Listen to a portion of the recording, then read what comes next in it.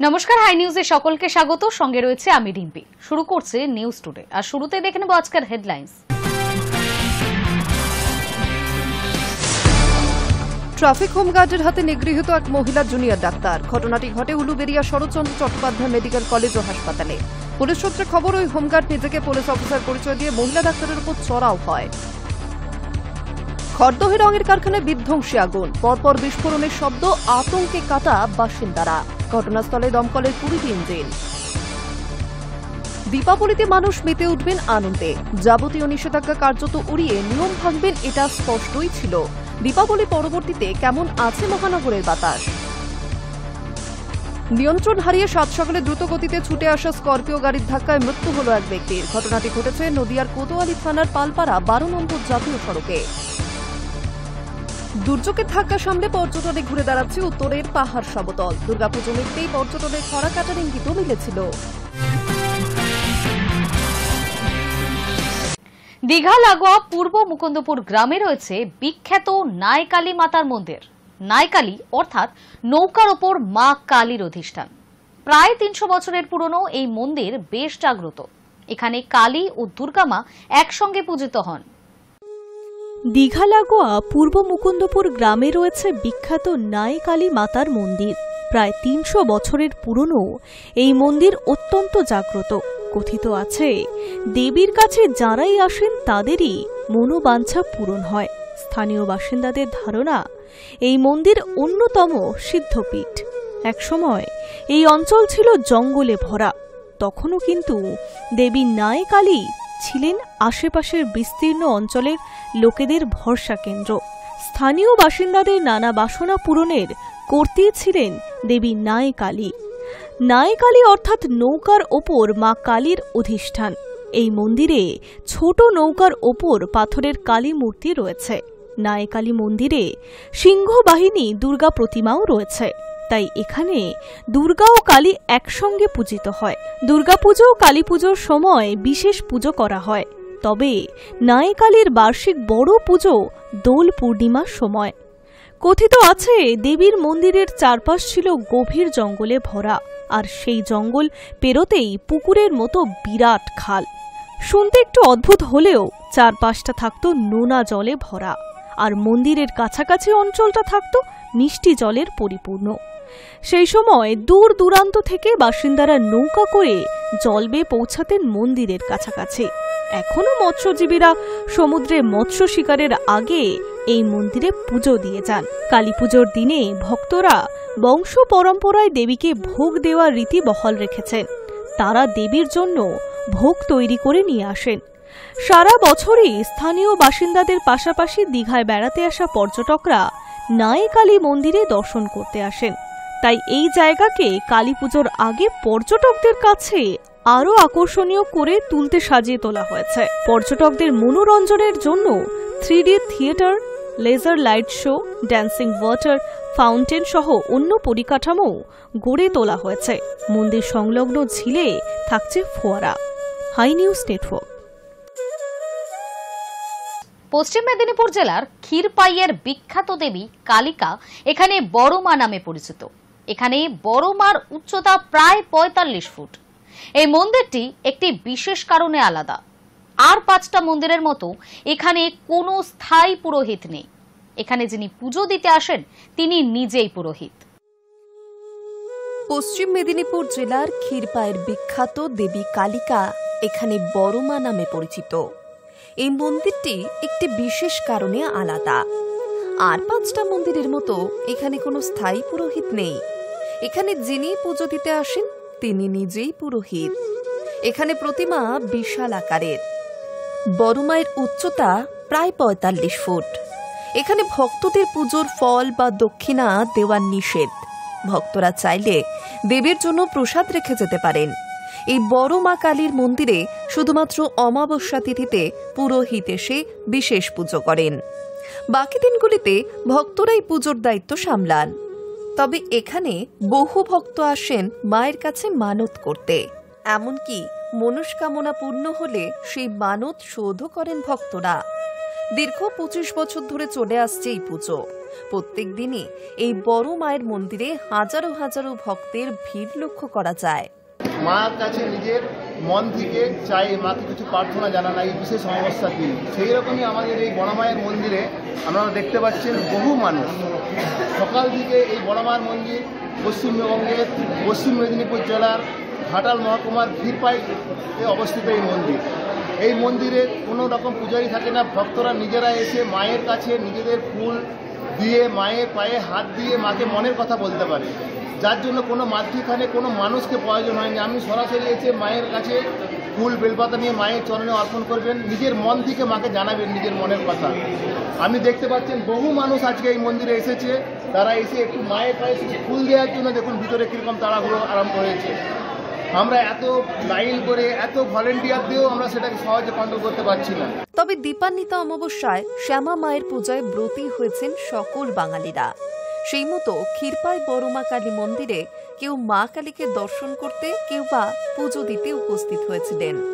সকাল থেকে বেশ কয়েক হাজার ভক্তের ঢল দেখা গিয়েছিল মন্দির চত্বরে। তবে সন্ধে নামার সাথে সাথে ভক্তদের ভিড়ও যেন বেড়েই চলেছিল। তবে পুজো কমিটির তরফ থেকে ও পুলিশ প্রশাসনের তরফ থেকে সমস্ত দিকে নজরদারিও চালানো হয়েছিল। High news network. জলপাইগুড়ি শহরে দেবী চৌধুরানী কালী মন্দির 233 বছরের পুজো।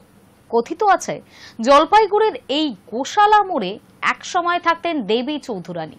তিনি এখানে মা কালীর সাধনা শুরু করেন। ভবানী পাঠক ছিলেন এই মন্দিরের প্রথম পুরোহিত।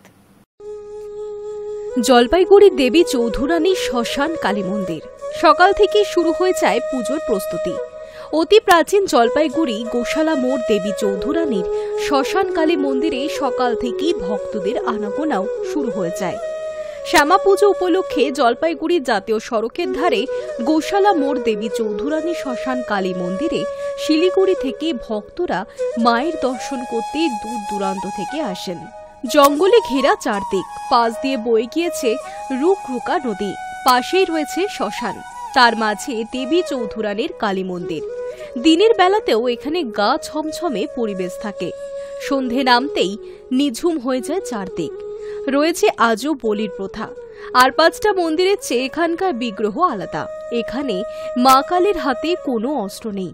দেবীর এক হাতে নরমুণ্ডু, অন্য হাতে সুরাপাত্র। জলপাইগুড়ি গোশালা মোড়ের কাছে এই মন্দিরে শোল ও বোয়াল মাছ ছাড়া মায়ের ভোগ হয় না। প্রাচীন এই নিয়ম অনুযায়ী আজও এই পুজোয় মাকে সুরা বা মদ দেওয়া হয়। জলপাইগুড়ি গোশালা মোড় দেবী চৌধুরানীর মন্দিরের প্রাচীন এই কালী পুজোকে ঘিরে সাজো সাজো রব। মন্দির ঘিরে রয়েছে কয়েকশো বছরের ইতিহাস। জনশ্রুতি মন্দিরের পাশ থেকে বয়ে যাওয়া রুকরুকা নদী দিয়ে বজরায় চেপে আসতেন দেবী চৌধুরানী। তার হাতেই শুরু হয় পুজো। আগে বটগাছের নিচে মায়ের পুজো হতো। সে সময় বিশালাক্ষী রূপে দেবীর পুজো করতেন ডেঙ্গুয়াঝাড় চা বাগান এলাকার আদিবাসীরা। এরপর বেশ কিছুদিন এখানে পুজোর দায়িত্ব নেয় জলপাইগুড়ির রাজপরিবার। কিন্তু জঙ্গলের মাঝে মায়ের পুজো খুব বেশি দিন চালাতে পারেনি তারা। রাজপরিবার হাত গুটিয়ে নিলে এলাকার বাসিন্দারা নিজেদের কাঁধে তুলে নেন পুজোর দায়িত্ব। অনেক পরে তৈরি হয় পাকা মন্দির। বর্তমান মন্দিরে যেখানে বিগ্রহের বেদি, সেখানে নাকি একসময় বিশাল এক কপিকল ছিল। সেটি ঘোরালেই খুলে যেত গুহার দরজা। সুড়ঙ্গ পথে এখান থেকে পৌঁছে যাওয়া যেত জলপাইগুড়ির পান্ডাপাড়ায়। এছাড়াও মন্দির চত্বরে একাধিক গুহার চিহ্ন রয়েছে। স্থানীয়দের দাবি, রুকরুকা নদীতে যে বজরা চলাচল করত কয়েক দশক আগেও তার প্রমাণ ছিল। নদীর ঘাটে বজরা নোঙর করার জন্য ছিল বিশাল থাম। তার গায়ে ছিল লোহার আংটা। ওই আংটায় শিকল দিয়ে বেঁধে রাখা হতো বজরা। মন্দির চত্বরে যে বটগাছ রয়েছে, ইংল্যান্ডের এক উদ্ভিদ বিজ্ঞানীকে দিয়ে পরীক্ষা করিয়ে জানা গিয়েছে সেটির বয়স 400 বছরেরও বেশি। এমনটাই দাবি মন্দির কমিটির। ফলে ওই প্রাচীন বটগাছ সহ মন্দিরকে হেরিটেজ স্বীকৃতি দেওয়ার দাবিতেই আবেদন জানিয়েছেন তারা। দেবী চৌধুরানীর নামাঙ্কিত এই মন্দিরে একসময় নয়ন নামে এক কাপালিক থাকতেন। পাতু দাস নামে একজনকে বলি দিয়েছিলেন তিনি। এই অপরাধেই 1890 সালে ফাঁসি হয় তার। জলপাইগুড়ি জেলে লিপিবদ্ধ রয়েছে সেই ইতিহাস। মন্দির চত্বরে রয়েছে পঞ্চমুণ্ডির আসন। কৌশিকী অমাবস্যার রাতে সাধনার জন্য আসেন এখানে তান্ত্রিকরা। ফি বছরের মতো এবারও মন্দিরে জোর কদমে চলছে কালী পুজোর প্রস্তুতি। উত্তরবঙ্গের বিভিন্ন জেলা তো বটেই, অসম থেকেও ভক্ত দর্শনার্থীদের অনেকেই এই মন্দিরে পুজো দিতে আসেন। মন্দির কমিটির সম্পাদক দেবাশিস সরকার জানিয়েছেন, এই মন্দিরের সঙ্গে দেবী চৌধুরানীর প্রত্যক্ষ যোগ রয়েছে। রুকরোকা নদীর সঙ্গে যোগ রয়েছে করলার, আর করলা গিয়ে মিশেছে তিস্তায়। বজরায় চেপে এই নদীপথে যাতায়াত ছিল দেবী চৌধুরানীর। তখন জঙ্গলে ভরা ছিল চারদিক, সাপত সংকুল। তারই মাঝে বটগাছের নিচে মা কালীর পুজো করেন দেবী চৌধুরানী। মন্দিরের পুরোহিত সুভাষ চৌধুরী জানিয়েছেন, বেশিরভাগ জায়গাতেই কালী পুজো রাতে দক্ষিণা কালীর পুজো হয়ে থাকে, কিন্তু এখানে মা শ্মশান কালী, সেজন্য তার এক হাতে নরমুণ্ড, অন্য হাতে সুরাপাত্র। এখানে মায়ের আমিষ ভোগ হয়। ভোগে নানা ধরনের মাছ থাকে, এর মধ্যে শোল ও বোয়াল মাছ থাকবেই। মা শ্মশানকালীর পদ্ধতি অনুযায়ী মায়ের আমিষ ভোগ হয় এবং মাকে কারণ সুরা দিয়ে মায়ের পুজো হয়। বলি প্রথা আছে, বলি এখনো বন্ধ হয়নি, এই মায়ের মন্দিরে চলছে। আগে মাটির মূর্তিতে পুজো হলেও 1997 সালে রাজস্থানের জয়পুর থেকে কোষ্ঠী পাথরের মূর্তি এনে প্রতিষ্ঠা করা হয় মন্দিরে। সেই থেকেই ওই মূর্তির পুজো হয়ে আসছে। High news network.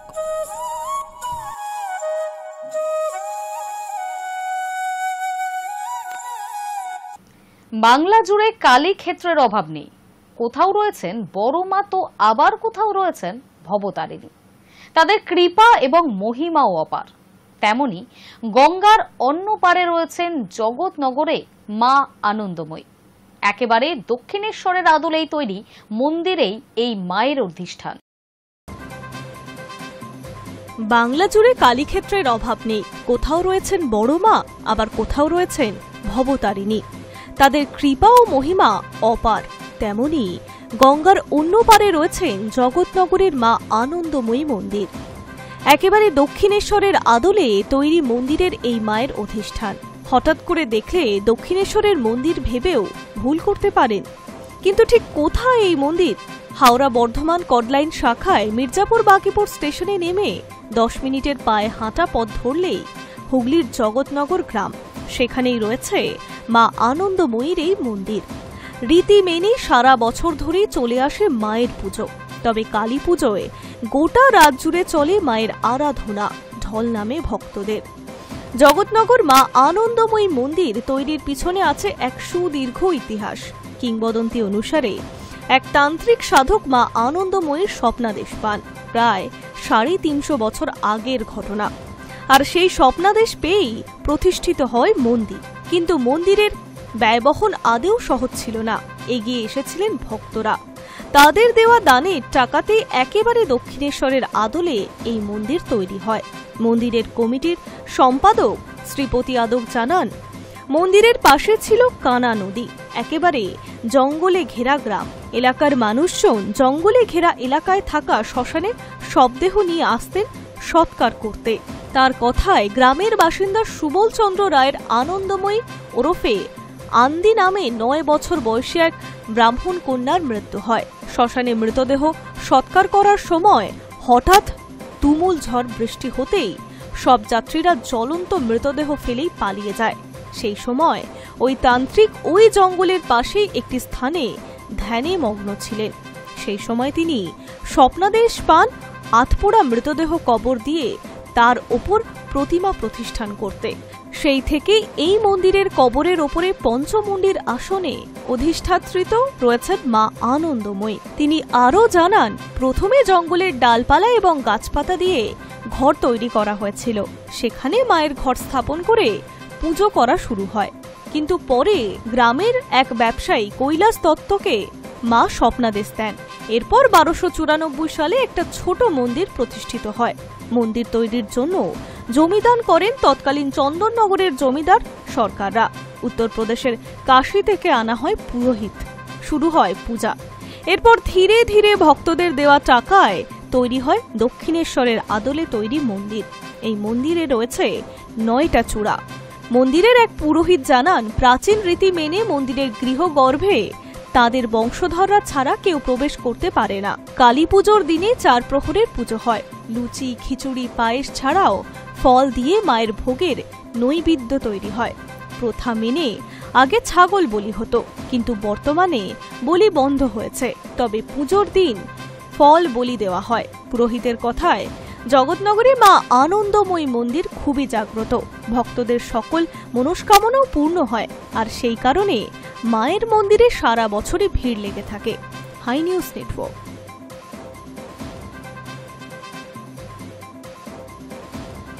সময়সীমা বেঁধে দীপাবলিতে সবুজ বাজিতে সম্মতি দিয়েছিল সুপ্রিম কোর্ট, তবে সেই সময়সীমা বাস্তবে কার্যকর হয়নি। সোমবার সকালে ধোঁয়াশায় ঢেকে দিল্লির বাতাসের গুণগত মান 451-তে পৌঁছায়, যা ভীষণ খারাপ পর্যায়ে পড়ে। বিভিন্ন এলাকার গড় AQI ছিল 400। সময়সীমা বেঁধে দীপাবলিতে সবুজ বাজিতে সম্মতি দিয়েছিল সুপ্রিম কোর্ট, তবে সেই সময়সীমা বাস্তবে কার্যকর হয়নি। রাতভর অবিরাম আতশবাজির দৌরত্বে দূষণের ভারী হয়ে উঠল দিল্লির বাতাস। সোমবার সকালে দেখা গেল ধোঁয়াশায় ঢেকে গিয়েছে দিল্লি। বাতাসের গুণগত মান 451-তে পৌঁছে গিয়েছে, যা ভীষণই খারাপ পর্যায়ে পড়ে। বিভিন্ন এলাকার গড় AQI ছিল 400। বাড়তি দূষণের কথা মাথায় রেখেই দীপাবলিতে দিল্লিতে শর্ত সাপেক্ষে সবুজ আতশবাজিতে ছাড়পত্র দেয় সুপ্রিম কোর্ট। দিওয়ালি উপলক্ষে শনিবার থেকেই বাজি পোড়ানোর অনুমতি ছিল। শনিবার সারাদিন এবং রাতেও বাজি পোড়ায় শহরবাসী। রবি ও সোমবার পর্যন্ত চলে বাজি পোড়ানো। পরিস্থিতি অত্যন্ত খারাপ আকার নেয়। মঙ্গলবার সকালে নয়ডা এবং গুরগাঁওয়ের মতো শহরগুলির অবস্থাও খুব খারাপ আকার নেয়। ধোঁয়ার জেরে কমে যায় দৃশ্যমানতাও। মঙ্গলবার সকাল 7টায় এই 2 শহরের AQI ছিল যথাক্রমে 407 ও 402। বাতাসের গুণমান 300 পার করলেই তা খুব খারাপ হিসেবে গণ্য করা হয়। সেখানে দিল্লির AQI 451-তে। উজিরপুর, দ্বারকা, অশোক বিহার এবং আনন্দ বিহারের মতো স্থানগুলিতে বাতাসের গুণগত মান গুরুতর ছিল। উল্লেখ্য, চলতি বছর 18 থেকে 20 অক্টোবর পর্যন্ত দিল্লি NCR অঞ্চলে সবুজ বাজি ফাটানোর অনুমতি দিয়েছিল। সময় বেঁধে দিয়ে বলা হয়েছিল সকাল 6টা থেকে 7টা এবং রাত 8টা থেকে রাত 10টা পর্যন্ত বাজি ফাটানো যাবে। তবে বাস্তবে সেই নিয়ম কার্যকর হয়নি। সারা রাত চলে বাজির দাপট। গত বছর দীপাবলির পর দিল্লির বাতাসের গুণমান ছিল 359, অর্থাৎ গতবারের রেকর্ড এবার ভেঙে ফেলল দিল্লি। উল্লেখ্য, রাজধানীর বাতাসের গুণমান খুব খারাপ হতেই GRAP 2 চালু করেছে commission for air quality management. GRAP হল গ্রেডেড রেসপন্স অ্যাকশন প্ল্যান, অর্থাৎ দূষণ নিয়ন্ত্রণে ব্যবস্থা গ্রহণ। GRAP 2 কার্যকর থাকাকালীন রাস্তার জল ছেটানো হয়ে থাকে। জেনারেটরের ব্যবহার কমাতে বিদ্যুতের যোগান বৃদ্ধি করা হয়। নাগরিকদের নিজের গাড়ির ব্যবহার কমাতে পার্কিংয়ের ভাড়া বৃদ্ধি করা হয় ইত্যাদি। যদিও পরিবেশবিদরা প্রশ্ন তুলছেন, সবুজ বাজিতে কিভাবে এতখানি দূষণ হতে পারে? আদৌ কি রাজধানীবাসী শীর্ষ আদালতের নির্দেশ মান্য করছে? High news network. দুর্যোগের ধাক্কা সামলে পর্যটনে ঘুরে দাঁড়াচ্ছে উত্তরের পাহাড় সমতল। এবার 16 সেপ্টেম্বর থেকে শুরু হয়েছিল পর্যটন মরশুম, কিন্তু ভারী বর্ষণের জেরে খুব একটা ভালো কাটেনি দার্জিলিং, কালিম্পং, ডুয়ার্স এবং সিকিমের। তবে দুর্গাপূজা মিটতেই পর্যটনের খরা কাটার ইঙ্গিত মিলতেও শুরু করেছে। দুর্যোগের ধাক্কা সামলে পর্যটনে ঘুরে দাঁড়াচ্ছে উত্তরের পাহাড় সমতল। নভেম্বরের প্রথম সপ্তাহ পর্যন্ত ভিড় থাকবে সিকিমেও।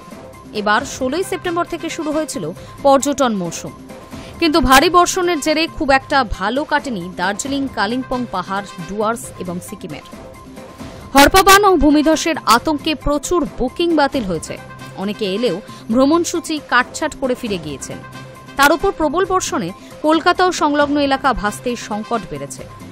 কারণ পুজোর মরশুমে এই রাজ্যে স্কুল কলেজে লম্বা ছুটি থাকায় কলকাতা ও সংলগ্ন এলাকা থেকেই বেশি পর্যটক উত্তরবঙ্গ ও সিকিমে বেড়াতে আসেন। দুর্গাপুজো মিটতে অবশ্য পর্যটনের খরা কাটার ইঙ্গিত মিলতে শুরু করেছে। পর্যটকদের অনেকেই উত্তরবঙ্গের পাশাপাশি সিকিমের চুংথাং, ফোদংগুম্ফা ও 7 sisters falls, Lachung, valley of flower, Yumthang, Lachen, Gurudongmar ঘুরে দেখার জন্য বুকিংয়ের খোঁজ করছেন। দার্জিলিংয়ের হোটেল অ্যাসোসিয়েশনের সভাপতি বলেন, শীতের বুকিংয়ের জন্য বিভিন্ন রাজ্যের পর্যটকরা ফোনে খোঁজ নিচ্ছেন, রুম বুকিং করছেন।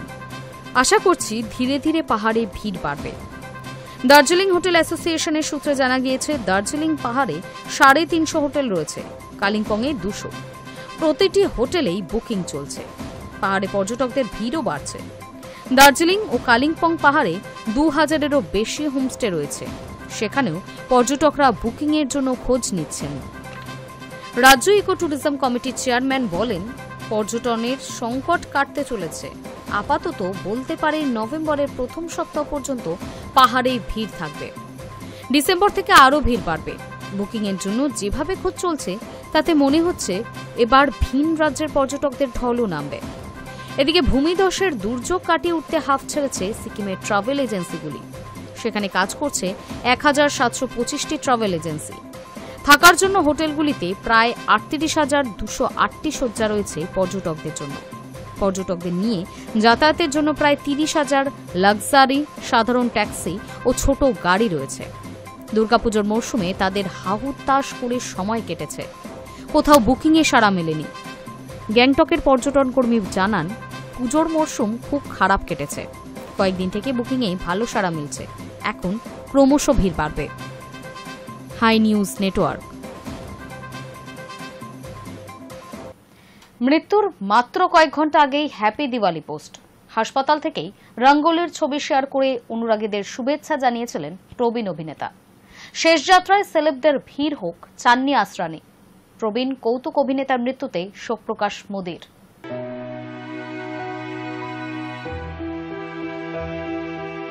দিওয়ালির মরশুম। সোমবার আলোর রোশনাইয়ে গা ভাসিয়ে মৃত্যুর মাত্র কয়েক ঘন্টা আগেই হ্যাপি দিওয়ালি পোস্ট করেছিলেন আসরানি। হাসপাতাল থেকেই রঙ্গোলির ছবি শেয়ার করে অনুরাগীদের শুভেচ্ছা জানিয়েছিলেন প্রবীণ অভিনেতা। কে জানত যে শিওরেই সাক্ষাৎ জম। তার মাত্র কয়েক ঘন্টা পরই সোমবার বিকেল 3:30 নাগাদ হাসপাতালের শয্যাতেই শেষ নিঃশ্বাস ত্যাগ করেন আসরানি। শ্রদ্ধের মধ্যে শেষকৃত্য সম্পন্ন হয় অভিনেতার, তবে কাকপক্ষীতেও টের পায়নি। পঞ্চভূমে বিলীন হওয়ার পর আসরানির মৃত্যু সংবাদ প্রকাশ্যে আসে। কিন্তু কেন পরিবারের তরফে অভিনেতার মৃত্যু সংবাদ শেষকৃত্যের আগে ফাঁস করা হয়নি? জানা গেল, আসরানি নিজেই চাননি যে তার শেষ যাত্রায় সেলেব শুভ বিষয় থাকুক কিংবা সেলেবদের ভিড় হোক। পরিবারের ঘনিষ্ঠ সূত্রের খবর, মৃত্যুর আগে স্ত্রী মঞ্জুর কাছে বিশেষ ইচ্ছে প্রকাশ করেছিলেন গোবর্ধন আসরানি।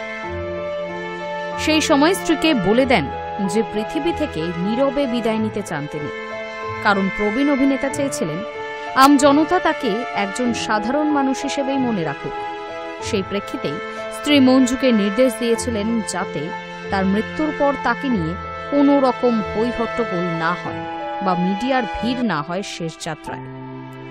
এদিকে আসরানির প্রয়াণের খবর প্রকাশ্যে আসতেই শোক বার্তার ভিড় সোশ্যাল পাড়ায়। মঙ্গলবার সকালে এক স্যান্ডেলে শোক প্রকাশ করেছেন প্রধানমন্ত্রীও। নরেন্দ্র মোদীর পোস্টে উল্লেখ, শ্রী গোবর্ধন আসরানিজের মৃত্যুতে গভীরভাবে শোকাহত। একজন প্রতিভাবান বিনোদনবিদ এবং একজন সত্যিকারের বহুমুখী শিল্পী, যিনি প্রজন্মের পর প্রজন্ম ধরে দর্শকদের বিনোদিত করে গিয়েছেন। বিশেষ করে তিনি তার অবিস্মরণীয় অভিনয়ের মাধ্যমে অসংখ্য জীবনে আনন্দ এবং হাসি জুগিয়েছিলেন। ভারতীয় চলচ্চিত্রে তার অবদান সর্বদা স্মরণীয় হয়ে থাকবে। তার পরিবার ও ভক্তদের প্রতি আমার সমবেদনা। High news network.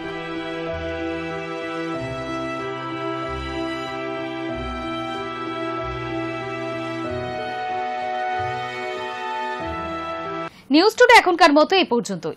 নজর রাখুন হাই নিউজে, নির্ভীক, নিরপেক্ষ।